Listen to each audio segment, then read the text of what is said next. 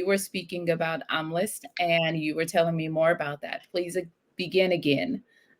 Yeah, it's essentially a gamified way to making a movie list. So you like kind of Tinder swipe through it, what you like and dislike, and it'll say these are your movies that you've liked from your favorite all the way to the bottom. And then it compares you against similar users and then presents you movies that they love that you haven't seen and vice versa. So it's kind of like this collaborative, I don't know, kind of like taste community that is sort of formed. And so that Omless with movies is my first initial version of that, because I think there's something magical about the things we like and also the things that we prioritize. And I wanted to find something that, or I wanted to build something that was more of the spirit of, I don't know, finding like-minded, I guess, like people, but like discovering things through other things. So Yeah. that's why I built Omless, is I think there's something powerful about what we like, and I wish there was an easier way to find things that we love. And I think, yeah. And it's all movie based, correct?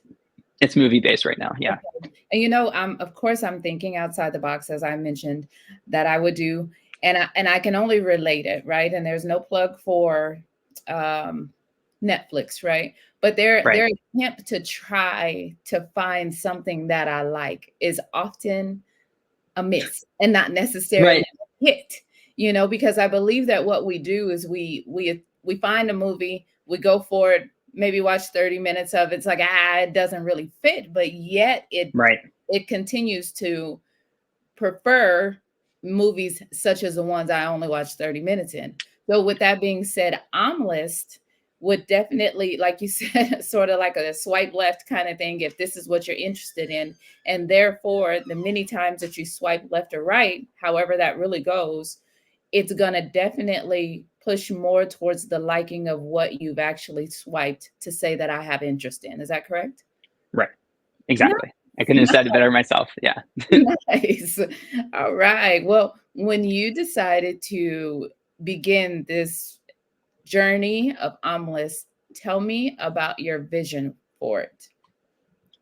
My biggest vision of it is, well, I guess it kind of like, it started back in college where like we were, it was my first like couple weeks, and I was like really getting into Reddit at that time. I'm a little old. I'm like in my 30s.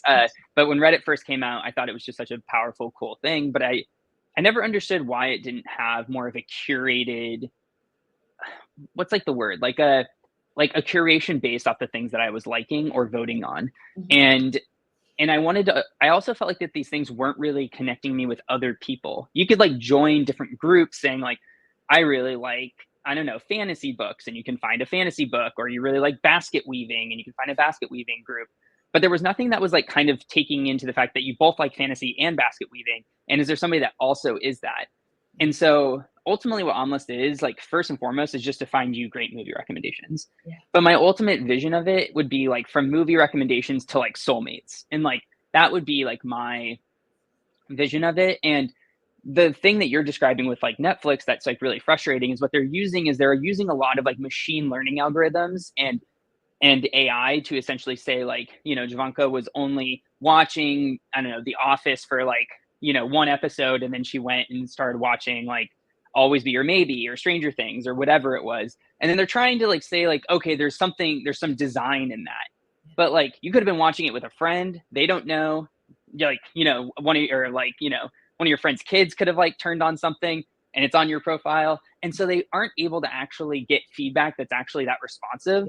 And also, I feel like they're trying to pick up on things that are like, this has children afraid of monsters. And that's like the through line of what you really like. But I don't think that that's really how it is. Or you have liked the most, I don't know, like you like any movie with Adam Sandler in it. And it just keeps like feeding things like that to you. But like, not all Adam Sandler movies are the same. And it's just, I felt like it was just really problematic in just like their idea that we could break down humans down to like keywords, Yeah. um, or that we're like ones and zeros, kind of like a computer, where it's like, well, if you like Brad Pitt, then you'll like all of Brad Pitt, Yeah. is kind of what they assume. And I don't think that's how humans operate. And so I wanted to kind of take the magic of what we are and say, what is the thing that indicates what we love most in this world, which is what we prioritize, and just simply do that. It's like, it's like what I said. It's like sometimes like our resumes like show what we've done, but the white of the resume shows like what we were between everything. And I think that that's just as indicative with that. And I think the space that is around all of those movies is kind of who you are. And Yeah. to say that, like, you know, if 50 First Dates is your favorite movie, then Fight Club, and then I don't know, The Godfather, then you're a very interesting person, and that's a very eclectic taste of movies. Um, and I think there's something really unique about that. And I'm like, who would be the person that's closest to you based just off of how your list is? Yeah. And because I think that the way that we're going is a lot of these tech companies are going to want to become like, they're going to want to create your best friend, your like your mentor, your like who you're dating. They're going to want to be everything to you. And they're going to create these personalities and these like characters in your life. And I think it's going to like crowd out like interpersonal relationships. And I Yeah. still think there's real value in like humans connecting with other humans and finding value from other humans. And I didn't see a lot of apps that were directly doing that. Like even like why is Tinder and Bumble and Hinge and all of those dating apps are like going really far down and they're getting less and less users? It's because we've been dealing with them for over a decade. And a lot of people are saying, I don't think that these things are working and this experiment is invalid. But also on the reverse of that is that a lot of those apps are trying to essentially do what kind of like TikTok or Instagram Reels does, where it's trying to just get you into this zone where you're having something that's good enough, but not good enough to take you off the app. Yeah. They want you to watch something, they want you to keep swiping.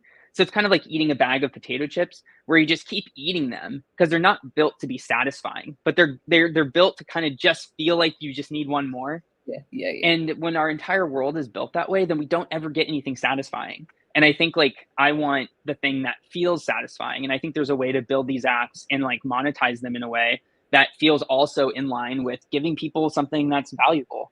And so that's what Omless is. That my grandest vision is from like movies to soulmates. I'm really fascinated just like who are the people in the world that are closest to each other. And because I think it would reveal a lot about, I don't know, like where we're born or like who our environment is or the fact that we might like something that nobody else around us likes, whether it's anime or, you know, steamy romance novels or whatever. And we found that on our own. And I'd be curious if it was just easier to discover things that we love and the people that we would bond with over that easier. And so that's my grand vision with OnList is wanting to help with that. So your the plan is to take OmList and expand it to a compatibility app as well, to finding those who are looking for compatibility and companionship. And one thing that I had wrote down, I love the potato chip analogy, because where my mind was going is that you can have a bag of potato chips. They're going to all taste good because you bought the bag of potato chips, but they're all going to be in different sizes. And so the Mm, pleasurability of those chips each time you dig in the bag, because we're never really looking in there anyway. We're like, oh, right, this is a good one, covered in, cheese. And this is right, this is exactly what I needed to fulfill, to just for that moment. So when I think about your analogy of the potato chip and where my mind went and where Omlist is okay, would this be like that bag of potato chips? Since I've done so much with this, that next movie that I may not even know that I would have liked, it's tailored it so much to me that it's like, oh, okay, I can watch this. And this is going to help me in whichever mood that I'm in, right? Because I believe people right, watch movies based on moods. um, right. I and don't know. I don't know very many. Yes. And I'm sitting here like when I sit down, and luckily, we have the opportunity to watch shows which have episodes after episodes, which I'm not sure if that's what it is like anymore, is to watch 22 episodes of one show. With that being said, movies are something completely different because I need to be caught in, right? And then I Yeah. want to end with something great. So I see the journey and the outcome and where this is going, and I'm actually looking forward to what it will actually end up, because it's completely different. And like you said, some of these apps, like you stated, Tinder and Bumble and all of that, which were based off of really trying to find someone. And then I'm actually gonna do a telltale. I found my husband on Plenty of Fish. Oh, amazing. 13, yeah, 13 years ago. But it was all of my nevers. And I say that to say is, if you get on there with the intent of it's about, I guess, our intentions, right? But it's been many, many, many years. You don't want something to fade away that Right. ended, that began something so well. So what is the transition into this becoming an app that it doesn't happen to you, Kyle, or to Yeah. Omlis? Right. Like how does it not be something that people don't want, or Yes. it's not working for people?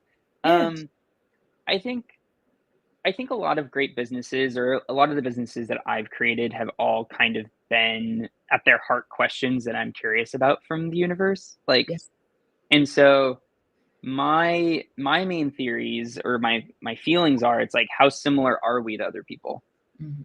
and how off and do we change over time, Yeah. and like, how much is where we're born indicative of our taste, Mhm. and also, like, is there something unique about our friend circles or our social environments that would keep us away from other people that are most similar to us? Do Yeah. we Would we benefit from somebody that's very similar to us, or 98% similar to us, or would we not? Mhm. Mhm. Is liking things merely like trying to be accepted by a community? Yeah.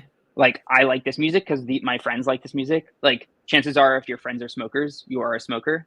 Is Right. that we reflect and mirror our environment to belong. And so, like, is taste simply a community building tool, or is Yeah. there something deeper that can happen interpersonally? And so, if my theory is that we're in these social structures where, like, you have your friends that like value you and they fill in your life, your partner and everything else, then that means that you probably wouldn't interact with another version like you, because you're like the furthest from them socially, because another group has their own Vajivanka that's satisfies what they want, and that Yeah. means that they're really full with what they need and want from them, and vice versa. So it's like, it kind of like, if you're here, then there's like this giant webbing, and you're like the nucleus, like you're the furthest away from the other people. You're always going to be 1 to 2 degrees separation from your other most closest compatibility or character kind of build that's in other friendships. Like, if we were to think of like friends, like there's a Joey in Yeah. every group, but there's no two Joeys together, Yeah. right? Yeah. and i and so I think with Omlis, the thing that I'm it mainly comes down to if my theory is correct or not. Would we gain more valuable recommendations from people than from robots? Ah, And if we okay. do, then that means there's something that's really kind of like unquantifiable about what our taste is. Okay. Because a lot of what they've like leaned into is that anything that you say or you hear in conversation, you'll check out. Like last year when I was in New York, everybody was talking about beef. There's like beef. And I was just in New York, and when you're on the street, you just overhear conversations, and it's just like, oh my God, 40% of everybody here is talking about beef. And I'm Yeah. like, okay, like, let me watch beef. And I was like, oh, beef is very good. And so it just kind of, that's sometimes like what it is we can have a huge list of books, movies, whatever that we want to watch.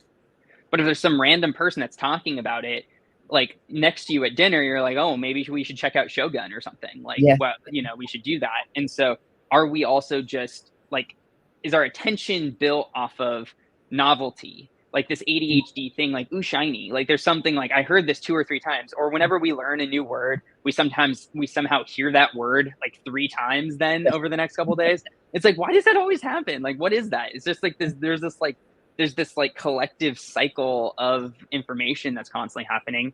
Or is there something that you would love regardless of time, Yeah. and I think like that's my main theory. It's like, I don't really know. My ideal is, yes, hopefully, Yeah. hopefully that people have taste that spans over years and aren't just built with the zeitgeist. But if it's not, then that's just like information for me to know, and that helps me inform my next business, my next whatever, or helps teach me things about humanity. Like, I've had other businesses that have taught me a ton about humanity. And I think it's just, I don't know, it's always it's excuses to kind of run experiments on my theories about the world. Yeah. And you say excuses, and I love that you use that word, but sometimes excuses could be good to dive into, right? To explore.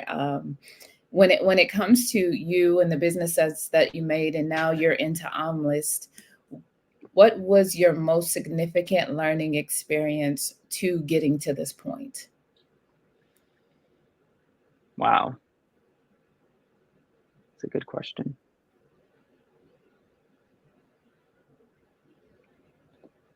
I think one of my biggest learning lessons from other businesses I ran a writer's agency for a while.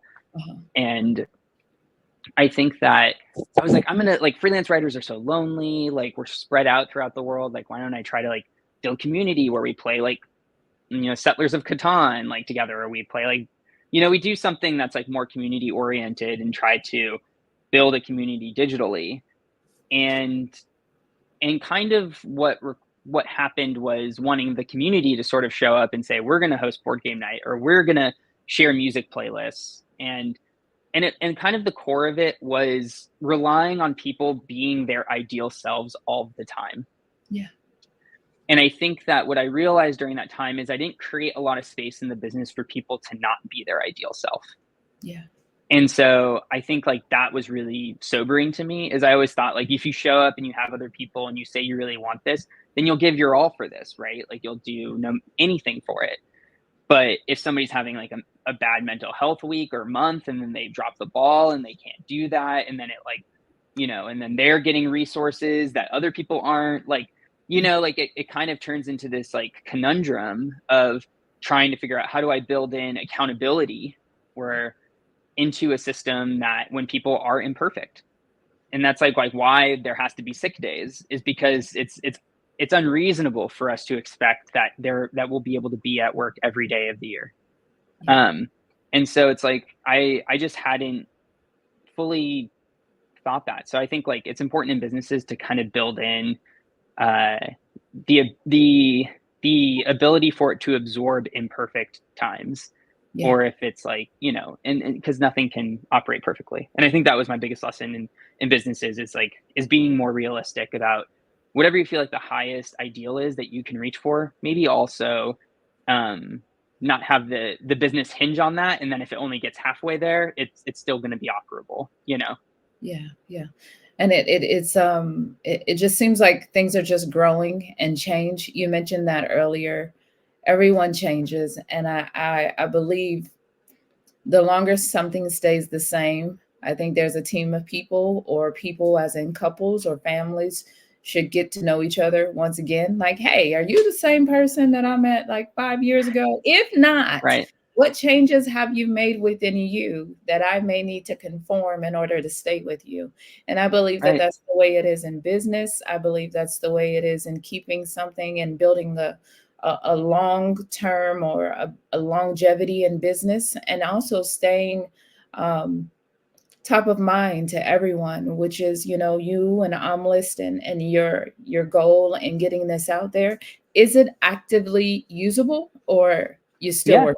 It is? Okay. Yeah, you can Google OmList, and then you'll find the website, and you can download it on Android or iPhone. Thank you for being here today. I'm really happy that you tuned in to Vision Pros Live. I'm looking forward to seeing your reactions as these episodes continue to move forward. This is going to get more and more fun. We'll have more and more engagement as well. We'll invite people to participate in the show. And thank you for giving us your time and attention. Have an excellent time building out your vision and becoming a Vision Pro yourself.